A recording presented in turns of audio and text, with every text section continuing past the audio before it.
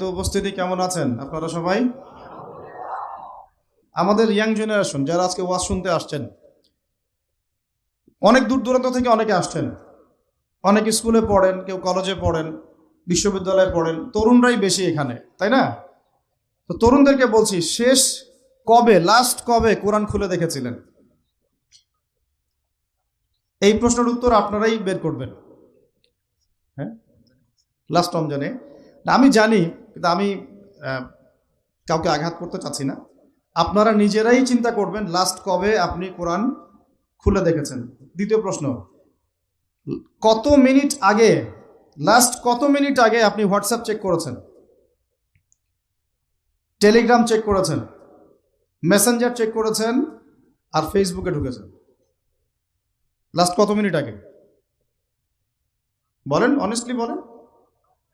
10 minute, আধা ঘন্টা, 1 ঘন্টা, বা এই ওয়াজে আসার আগেও, বা এখনো অনেকে হয়তো ঢুকে বসে আছেন, এই তো।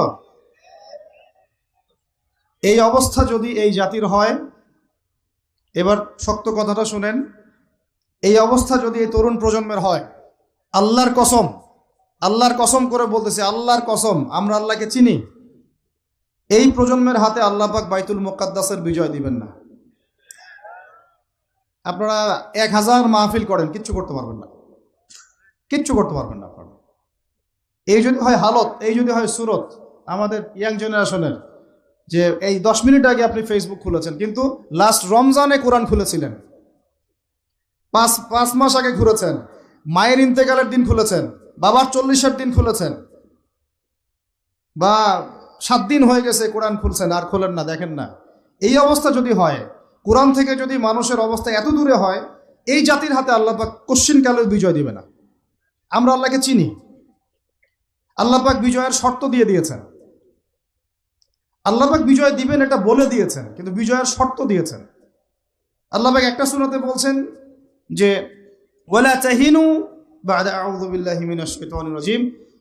আমার গলার অবস্থা একটু খারাপ, এই জন্য কথা বলতে একটু কষ্ট হচ্ছে। শুনতে পাচ্ছেন আপনারা কি? ওয়ালা তাহিনু, তোমরা হীনবল হয়েও না। কাদেরকে বলছেন?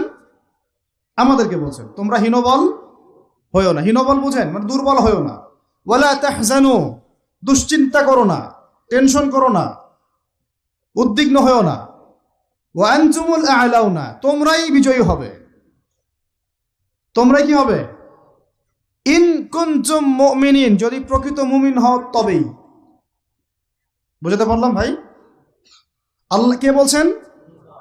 আমাদের সৃষ্টিকর্তা, আমাদের পালনকর্তা, আমাদের রিজিক দাতা, আমাদের বিধানদাতা, এই মহাবিশ্বের স্রষ্টা।